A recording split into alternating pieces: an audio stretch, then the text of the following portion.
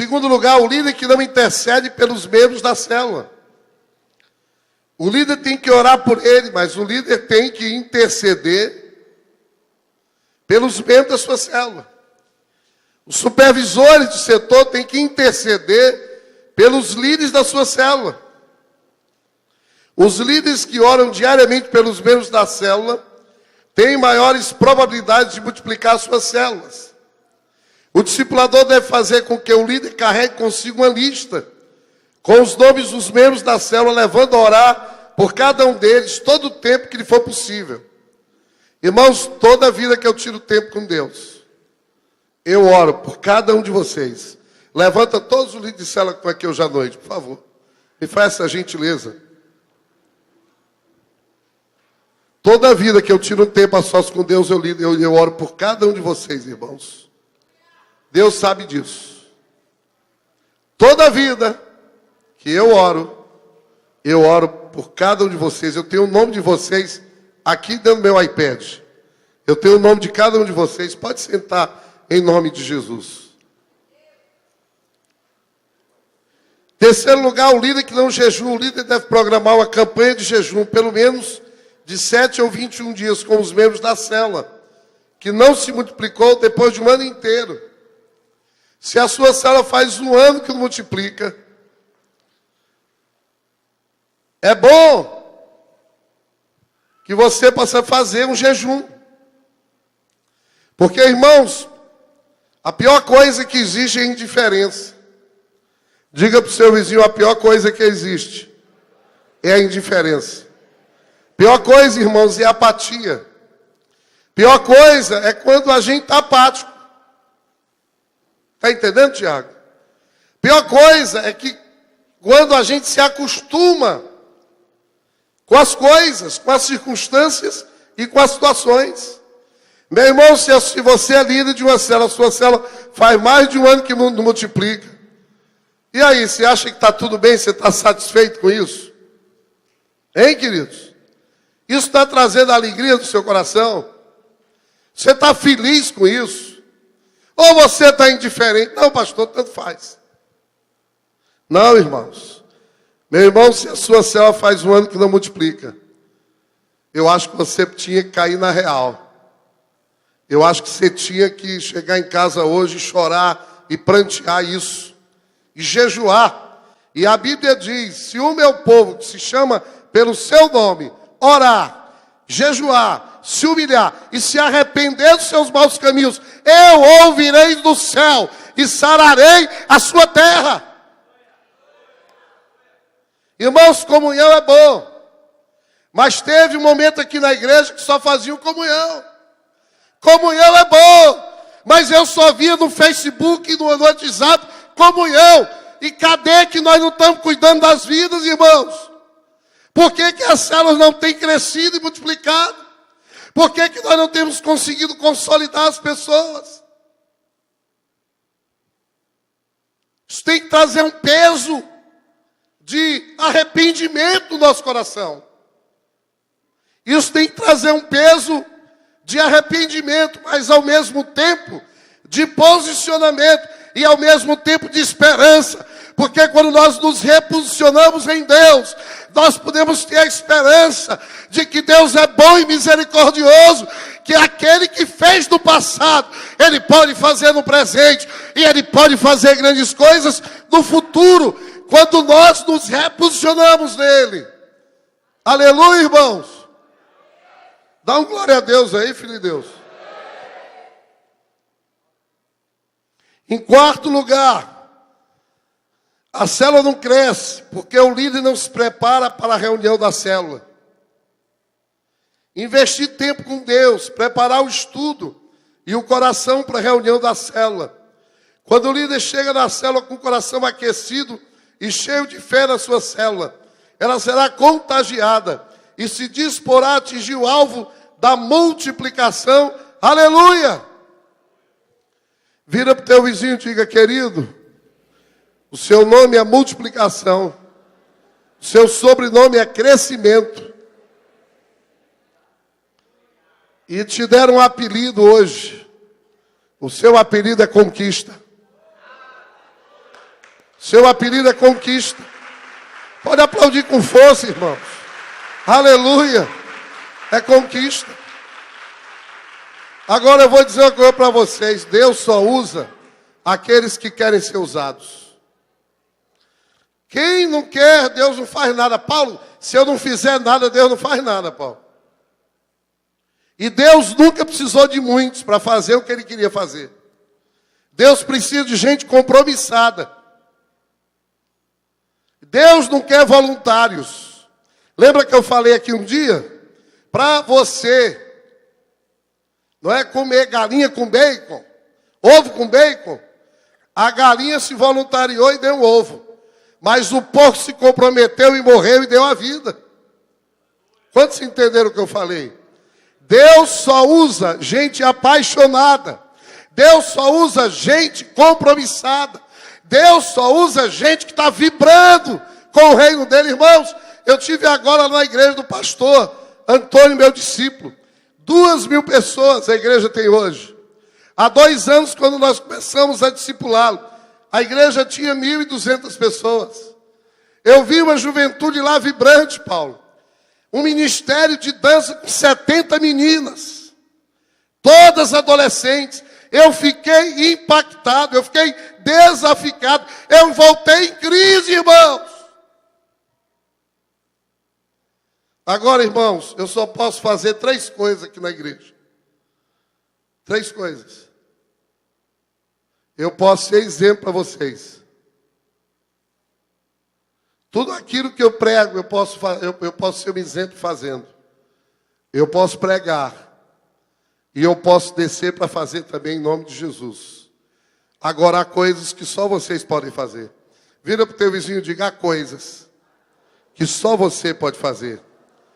Mas Deus só faz através de pessoas apaixonadas.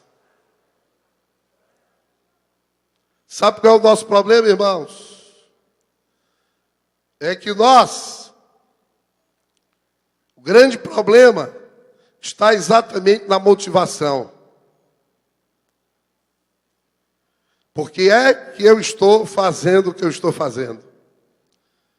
Por que é que eu resolvi ser um líder de célula? Por que é que eu resolvi ser um discipulador? O grande problema está na motivação. Qual é a minha motivação? Hoje casou um casal da igreja. Ontem eu estive conversando com eles à noite. E eu disse para os dois: olha, presta atenção que eu vou dizer para vocês. Qual é a maior e a primeira motivação para 2 pessoas casarem? Qual é a grande motivação para 2 pessoas casarem? Vocês querem que eu responda para vocês? Pergunta para mim. Qual é? Eu vou dizer: glorificar a Deus através do casamento. Se o seu casamento não glorificar a Deus, você está fora do propósito de Deus para o casamento. A grande motivação para eu ser um pastor não é para aparecer, não é para ser famoso, não é para ficar rico nem ganhar dinheiro, e nem tampouco para agradar ninguém. A minha maior motivação é para glorificar o nome de Jesus através da minha vida. Então, a maior motivação que você pode ter, meu irmão, quando você se dispõe a ser um líder na igreja, quando você se dispõe a ser alguém que quer cuidar de vidas, é porque através disso você quer que o nome de Jesus seja glorificado, seja exaltado pelos séculos dos séculos. E aleluia e glória a Deus. Essa é a motivação que você tem que ter. Sabe por quê, meu irmão? Porque se não for essa, na primeira dificuldade você esfria. Na segunda dificuldade você quer entregar. E na quarta você entrega. Se a sua motivação não for realmente glorificar a Deus que lhe chamou, lhe comprou, ao Senhor que lhe salvou e lhe libertou, na primeira oportunidade, na primeira dificuldade, você vai querer desistir. Mas se você quer glorificar a Deus, você deve glorificar a Deus no vale e no monte. No monte e no vale. A sua vida tem que ser para a glória de Deus. E o seu desempenho tem que ser para a glória de Deus. Porque a base do cristianismo é o sucesso. A base do cristianismo é o sacrifício.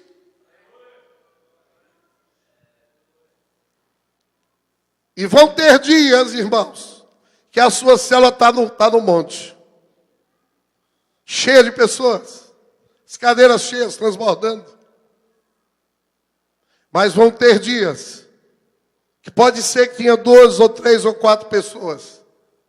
E nesse dia, quando vier a dificuldade, quando você começar a investir em algumas vidas, e essas vidas não começarem a dar retorno, se a grande motivação sua não for glorificar a Deus, você vai querer desistir, vai querer entregar.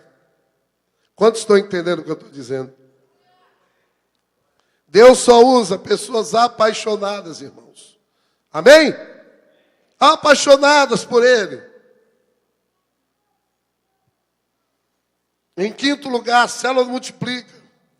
Porque o alvo da multiplicação não foi devidamente estabelecido. O líder que falha na fixação de alvos, os quais os membros recordam, tem 50% de probabilidade de multiplicar a sua célula. Fixar alvos aumenta essa probabilidade para 75%. Cada discipulador deve checar se o líder tem lançado os alvos com clareza e se os membros têm compreendido. Todos precisam saber a data da multiplicação das células. Meu irmão, se você não tem um alvo para multiplicar, só 50% das células que não estabelecem alvos conseguem multiplicar. Se você é um líder de célula e está aqui, e você não estabeleceu um alvo para a sua célula multiplicar, sua célula só tem 50% de chance de multiplicar. Quantos estão entendendo o que eu estou dizendo? Sexto lugar, a célula que multiplica é aquela que tem um líder que não foi bem treinado. Os líderes de célula que se sentem melhor treinados multiplicam suas células com mais rapidez. No entanto, treinamento não é tão importante quanto a vida de oração do líder e a clareza de seus alvos. Todavia, quando o líder não conduz o grupo com segurança e firmeza, as pessoas se sentem inseguras e não respondem adequadamente. O discipulador deve reciclar e capacitar o seu líder. Se tem uma coisa terrível que acontece na vida de uma célula, é quando ela multiplica por um líder que não foi bem treinado.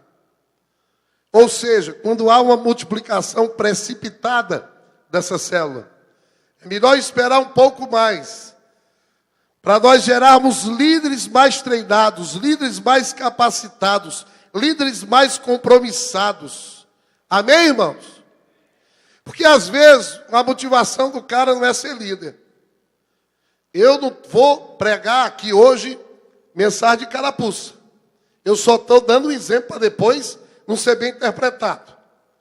Às vezes, a pessoa quer ser líder porque quer dançar na igreja. Aí ela quer fazer parte do ministério de dança. Aí o que acontece? Quando ela quer ser líder, o posicionamento dela é um. Ela é solista. Ela é atenciosa. Quantos estão entendendo? Isso é igual o cara que é mau caráter e quer pegar uma menina, namorada. Aí quando é no namoro, ele é uma bênção com a menina. Ele é bondoso, é carinhoso.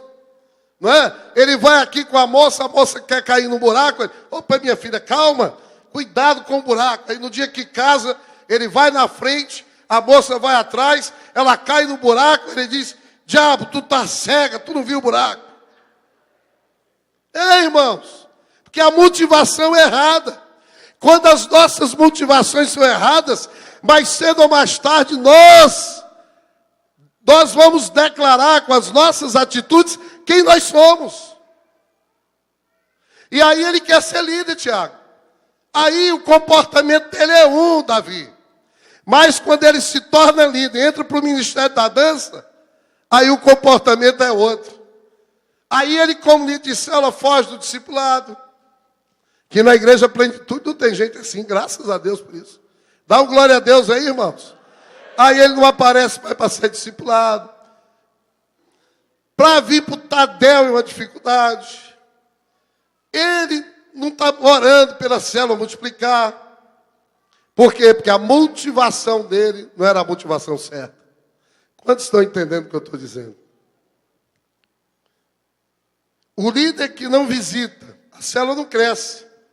Líderes que fazem contato com 5 a 7 pessoas novas por mês têm 80% de probabilidade de multiplicar a sua célula. Quando o líder visita somente 1 a 3 pessoas por mês, as chances caem para 60%.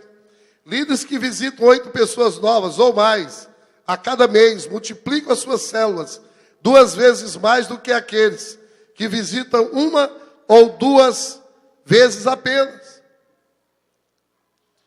Um líder que não visita, que não convida, como é que a célula vai crescer se ninguém convida ninguém para a célula? Sim ou não, irmãos? Tem que convidar. Tem que convidar. Uma célula, isso aqui é óbvio. Uma célula não cresce quando ela não tem visitantes na célula. Líderes de célula que encorajam semanalmente os membros para convidar os visitantes, duplicam sua capacidade de multiplicar suas células em contraposição àqueles líderes que o fazem apenas ocasionalmente ou nunca. Se nunca há visitantes na célula, não há como multiplicá-la. Há uma relação direta entre o número de visitantes da célula e o número de vezes que o líder multiplica a sua célula. Se você convida muita gente, se você visita e convida muita gente, a sua célula tem muito mais chance, muito mais, obviamente, de multiplicar do que aquela que ninguém convida ninguém. Quantos estão entendendo isso? E aí eu pergunto, meu irmão, como é que está a sua célula? Nono fator para a célula não crescer, a célula é muito formal. As células que levam mais visitantes ao encontro dos lares, ou até mesmo o encontro com Deus, se multiplicam 2 vezes mais do que aquelas que levam apenas num ou no outro. Quanto mais a célula se parecer com a família, mais facilmente ela se multiplicará. Células que investem em comunhão atraem pessoas como magnetismo. Então a célula tem que ser um ambiente bem formal. Quantos estão entendendo o que eu estou dizendo? Não é um ambiente formal, tem que ser um ambiente bem informal. Aleluia, irmãos? Em 10º lugar, a célula que não cresce é aquela que quando não há cuidado pastoral. A visitação regular pelo líder aos membros da célula ajuda a passar a visão do discipulado, da célula, do Tadel, do culto de celebração, ajuda a encaixá-lo na visão. Se um membro falta à reunião e o líder nem sequer faz uma ligação para saber o que está acontecendo, fatalmente tal membro se afastará. Isso nunca aconteceu aqui na igreja, né, irmãos? Não é verdade? Querido, se você tem os membros da sua célula e a pessoa falta à célula, o que é que você tem que fazer no mesmo dia ou no dia seguinte? Hein, irmãos? Ir atrás daquela pessoa. Amém? Glória a Deus. Ir atrás dela. 10º lugar, a célula que não cresce, finalmente, é aquela que o anfitrião não é hospitaleiro. O cara que, o dono da casa. Olha, uma das coisas mais importantes para o crescimento de uma célula é o dono da casa. Se ele não é uma pessoa hospitaleira, se ele é aquela pessoa cheia de cri-cri com a casa, quantos estão entendendo? Não pode sentar aqui, já tivemos isso aqui. Está rindo aqui o marido. Pessoa não... Irmãos, quantos já foram lá na minha casa? Quantos já foram na minha casa? Mas na minha casa eu não tenho isso, não. Na minha casa eu não me preocupo. Eu tenho prazer de receber vocês, amém? Eu já tive muito problema no condomínio que eu moro. Em virtude disso. E eu estou doida de sair do apartamento para ir numa casa, para poder receber vocês melhor ainda. Então, o anfitrião, irmãos, é aquela pessoa que tem que ser hospitaleira. Ela tem que ter esse dom da hospitalidade. Provavelmente poucas coisas afetam tanto o grupo como o anfitrião que não é hospitaleiro. Os visitantes se sentem constrangidos e não voltam. Os membros sempre estão entrando em atrito e o ambiente da célula fica pesado. E se persistir o problema, o melhor nesse caso é mudar a célula de lugar. Se um anfitrião não é uma pessoa hospitaleira, irmãos, fica complicado. Né? Porque ele trata mal as pessoas, ele não deixa as pessoas à vontade. É cheio de cri-cris com relação a meninada, porque meninada bagunça, meninada suja. Irmãos, eu lembro da casa de Obed-Edom. Quantos já ouviram falar em Obed-Edom aqui? Irmãos, Obed-Edom, Davi tentou trazer a arca, a glória de Deus, o Shekinah de Deus, para Israel. E foi daquela forma errada que ele trouxe um carro de boi. E aí foram tocar na arca, e quem tocou na arca não era um sacerdote, não podia tocar, e foi queimado, irmãos. Uzá foi queimado, né? Levou a descarga elétrica e ficou só o torrão. E aí Davi queria trazer, mas ficou com medo. E ele disse, olha, eu não vou levar para minha casa. E aí teve um homem em Israel chamado Obed-Edom. A arca de Deus foi na casa dele. Imagina naquela época que as estradas eram tudo poeirentas. Cheio de lama, aquele povo entrando e saindo da casa dele. Aquela muvuca, Paulo Anke, dentro da casa de Obed-Edom. Mas a Bíblia diz que aquele homem teve prazer de hospedar na sua casa a arca do Senhor. E passou 3 meses na casa dele. Que nem antes. Nunca aquela casa foi tão abençoada quanto nos 3 dias. 3 meses que a arca ficou ali na casa de Obed-Edom. Mas a Bíblia diz mais, mesmo depois que a arca saiu da casa de Obed-Edom, houve um derramar contínuo e maravilhoso da graça e da bênção de Deus sobre a vida daquele homem e sobre a vida da família dele e da casa dele. Então, há uma bênção de Deus maravilhosa para aqueles que hospedam a igreja na sua casa. A mesma bênção que esteve sobre a vida de Obed-Edom. Então, deixa eu só relembrar aqui os fatores que fazem com que uma célula não cresça. Primeiro é um líder que não ora, irmãos. Crente que não ora não tem poder nenhum. Diga para o seu vizinho, quem ora pouco, tem pouco poder. Quem ora muito, tem muito poder. Irmãos, eu vou dizer uma coisa, quando eu vejo um crente desmotivado, pode ter certeza, a vida de oração dele é 0. Me perdoe eu dizer isso para vocês hoje aqui, em nome de Jesus. Quando eu vejo um cristão desmotivado, a vida de oração dele deve estar muito ruim. O relacionamento com Deus dele deve estar ruim. E sabe o que acontece com uma pessoa que não ora, irmãos? Pessoa que não ora é uma pessoa frágil para vencer as tentações do diabo. E aí, a pessoa que não ora, é uma pessoa que está na beira do abismo. E a pessoa não ora, como ela não ora, ela está frágil. Ela não tem relacionamento profundo com Jesus. Não tendo relacionamento profundo com Jesus, ela é alvo fácil da ação do inimigo. E aí, aquele cara é líder, ele é visado. Meu irmão, se você é líder de uma célula, aqui na igreja, você tem uma patente que Deus colocou. Se você é um supervisor, você tem outra patente que Deus colocou. Se você é um supervisor de rede, você tem uma patente maior que Deus colocou. E aí a ação e a investida do diabo na sua vida é maior. Porque o diabo, ele conhece, ele sabe do que é um homem de Deus cheio do Espírito de Deus. Ele sabe que o homem de Deus que ora é cheio do Espírito. E o homem que é cheio do Espírito, ele é temido no inferno.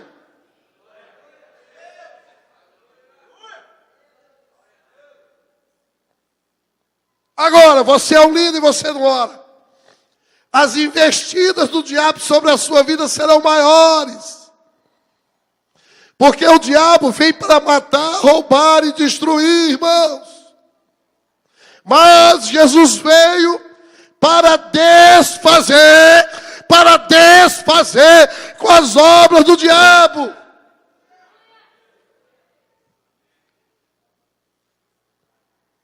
Irmãos, há tempo para a gente ganhar. Aleluia. Vira para o teu vizinho e diga assim: meu irmão, há tanto para você ganhar. Irmãos, quantas pessoas moram ao redor de vocês, que estão morrendo, indo para o inferno, irmãos. Quantas pessoas estão morrendo, seu vizinho. Quantos vizinhos nossos, se hoje morrerem, vão para o inferno. A responsabilidade é minha e de vocês. E para isso nós precisamos sermos pessoas cheias de Jesus.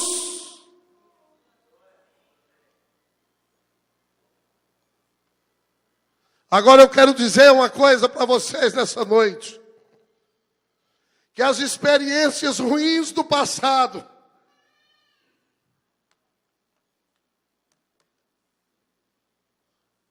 elas não podem ser doutrinas da sua vida. Vocês não entenderam o que eu falei. Meu irmão, se você está vivendo uma vida espiritualmente medíocre, se você como líder que está aqui está vendo uma vida espiritualmente pequena, e se você se encontra desmotivado, sem o fogo da paixão pelas vidas, eu quero dizer, como pastor dessa igreja, pastor de vocês, isso não é o fim, tem jeito para você. Você não pode estabelecer isso como doutrina. Deus te chama para você viver a partir de hoje um novo nível de entendimento e de compromisso com o reino de Deus, com a igreja de Jesus. Aleluia! Resta você hoje acordar do sono eterno e sair daqui com um novo nível de comprometimento. Aleluia! Deus só quer o teu coração, meu irmão.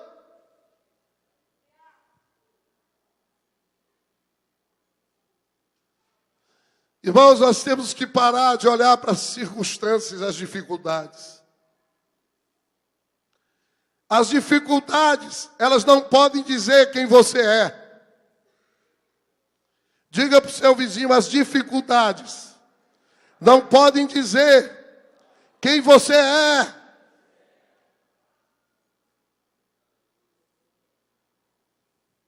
Irmãos, Satanás, ele quer paralisar você.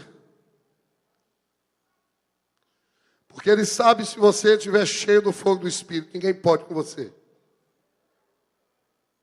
Vai acontecer na sua vida, Isaías 54. A tenda vai se alargar normalmente. Quantos estão entendendo o que eu estou dizendo? Mas, irmãos, tem uma coisa que é muito ruim ser em Deus. Ser morno em Deus. As circunstâncias que têm rodeado a sua vida, querido, como líder, até aqui, não podem dizer e determinar quem você é. Sabe quem você é? Eu vou dizer quem você é. E eu vou aí para baixo para dizer quem você é. Em primeiro lugar, você é pai de multidões. Eu quero lembrar, irmãos. Eu quero lembrar quem você é. Você é mãe de multidões. É. E não é por causa de você, não. É apesar de você. É por causa do compromisso que Deus tem com você. É por causa da graça de Deus que está sobre a sua vida. Em primeiro lugar, você é pai e mãe de multidões. Em segundo lugar, eu quero dizer que você é mais que vencedor. Eu quero dizer que as circunstâncias que te cercam não são maiores do que o Deus que habita em você.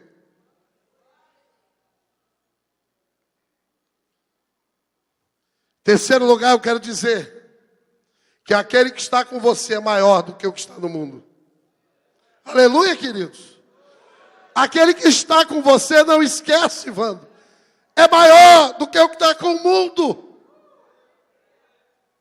Irmãos, eu quero dizer para você uma coisa. Você não vai perder para o mundo, você está perdendo para você mesmo. Glória a Deus.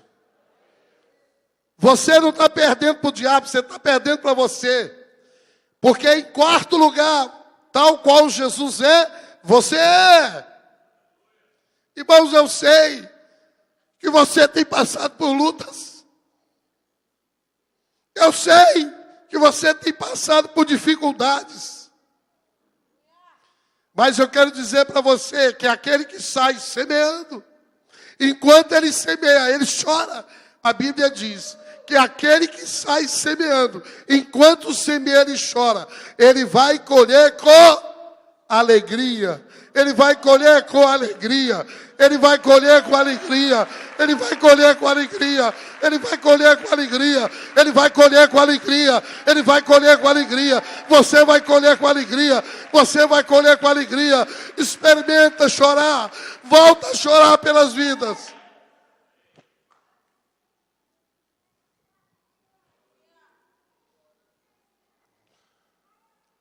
Glória a Deus. Em último lugar, sabe quem é você? Você é alguém que Deus escolheu para vencer. Você diz, pastor, o senhor não sabe como é que está lá a minha casa. O senhor não conhece as circunstâncias. Irmãos, eu sei. Eu sei que há muitas pessoas aqui que têm pago um alto preço para congregar aqui na igreja. Eu sei que há pessoas aqui que têm pago um alto preço por vidas. Eu sei que hoje à noite há pessoas aqui que têm pago um alto preço para servir a Deus. Para essas pessoas eu tenho uma palavra nessa noite que vem da parte de Deus. Meu irmão, se você está chorando por vidas, se você está pagando um preço por elas, se as vidas são mais importantes para você do que tudo, eu quero dizer para você, continua, meu irmão, que você está no caminho certo. Fica firme aí, se posicione e fica firme. Que a Bíblia diz que o meu Redentor vive e por fim ele vai ser levantado. Agora, se você não está assim, se você está apático, se o pecado está te vencendo, se a apatia está te dominando, se você saiu do primeiro amor, ou se você ainda nem entrou no primeiro amor, se você está naquela categoria de pessoas que nem sabe por que estão fazendo o que estão fazendo, eu quero dar um conselho para você. Se arrependa hoje em nome de Jesus. Peça a Deus que Deus vai te dar. Peça a Jesus o coração do bom pastor. Peça a Jesus amor pelas vidas. Peça a Jesus amor pelas coisas dele. Peça a Jesus para ser santo na presença dele. Peça a Jesus para você ser liberto de todo o pecado, de toda troceira e de todas as situações e circunstâncias que tem lhe amarrado, querido, que tem lhe colocado para baixo, que tem lhe desestimulado, que tem feito que você tenha vontade de largar tudo, de parar. E creia, pode ter certeza, Jesus vai lhe levantar, Jesus vai lhe dar uma nova vida, Jesus vai lhe avivar, Jesus vai lhe reavivar, porque um dia ele chegou para um profeta dele e disse para o profeta assim, disse para ele, profetiza nesse vale de ossos secos, profetiza a vida. E o profeta profetizou, e foi lindo, irmãos. Quantos já leram esse texto na palavra de Deus? E a Bíblia diz que os ossos começaram a se juntar. Aonde não tinha carne e ligamentos, começou a ter carne e ligamentos. E veio a pele. E depois que já tinha tudo, aí ele profetizou. E o Espírito de Deus, ele entrou naqueles ossos. Ele entrou naquele corpo. E aquele vale, que era um vale de ossos secos, irmãos, ele se tornou um grande exército para a glória e honra do nome de Jesus. Nós servimos um Deus que ressuscita.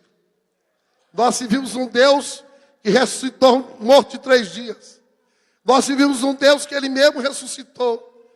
E nós servimos um Deus que Ele pode ressuscitar sonhos, Ele pode ressuscitar motivações, e Ele pode ressuscitar chamados, e Ele pode ressuscitar unção, Ele pode encher da graça de Deus, pode encher da unção do Senhor, e aí você vai sair daqui desse estado de hoje, meu irmão, tinindo, mastigando prego e cuspindo fogo, mastigando prego e cuspindo fogo, pisando na cabeça do diabo e dizendo: Satanás, basta, acabou, na minha vida acabou, a partir de hoje acabou, eu vou fazer diferença aonde eu estou. Satanás, tu não tem poder mais para me bloquear, tu não tem poder mais para ser obstáculo para aquilo que Deus tem para fazer na minha vida.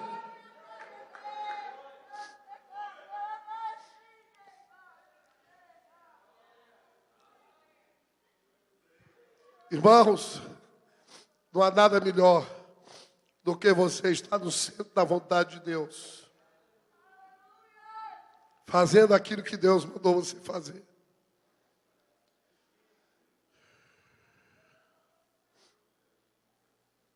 É fácil? Não é fácil. Quem disser que é fácil, mas é gostoso. Irmãos, a Bíblia diz assim, para a gente se lembrar daquilo que nos dá esperança. Só que a gente só se lembra das coisas ruins. Sabe? Ao invés de a gente olhar para aqueles discípulos que a gente tem investido a vida neles, e eles têm correspondido, o que a gente faz? A gente fica se lembrando daqueles socorria que a gente investiu e que eles ainda não deram o retorno necessário. Irmãos, nós estamos precisando tirar os nossos olhos das coisas ruins. Nós precisamos colocar os nossos olhos das coisas boas e maravilhosas que Deus tem feito através da sua vida. Neidinha, olha para mim aqui. Quantas crianças você tem cuidado ali? Quantas? Fala para mim. Umas 15. Você tem ensinado o que, Neidinha, para eles ali? Palavra. Você vai colher, Neidinha. Vai chegar a hora do derramar do Espírito de Deus. Da chuva será de tensão do Senhor. O trabalho que vocês têm feito ali não é vão. Escuta bem o que eu estou dizendo. São as crianças lá, 2. Olha aí. Se as crianças não tivessem hoje aqui, elas estariam aonde? Na rua, irmãos. Na rua. Elas estão aqui sendo influenciadas pela palavra de Deus. Então, glória a Deus, irmão. Isso é pouco ou é muito? Uma vida vale mais que o mundo inteiro. Uma vida vale mais que o mundo inteiro. Então eu quero que vocês se alegrem, irmãos. E eu vou assumir um compromisso hoje com vocês. Eu também vou me alegrar junto com vocês. Nós precisamos voltar a sorrir. Dá um sorriso aí. Dá uma gargalhada aí. Eu vou agora comprar um livro de piadas evangélicas. Que eu agora quero pregar e fazer o povo rir.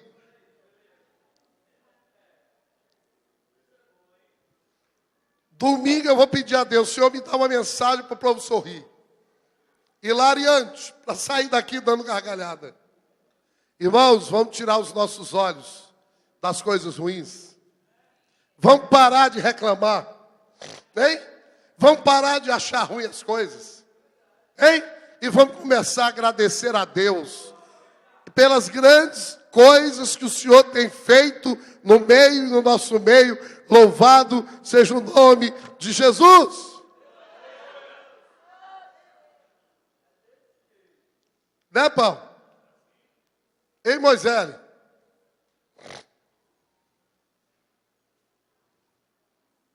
Aleluia! Vamos colocar os nossos olhos, irmãos, em coisas boas. Vamos fixar os nossos olhos nos bons testemunhos que tem aos montes aqui na igreja Plenitude. Sim ou não? Testemunho de vida, sim ou não, Débora? De homens, de meninos aqui, ó. Tem muitos aqui.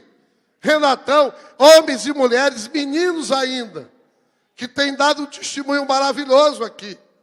Louvado seja o nome de Jesus. Amém? Agora, vamos ficar de pé, queridos, em nome de Jesus.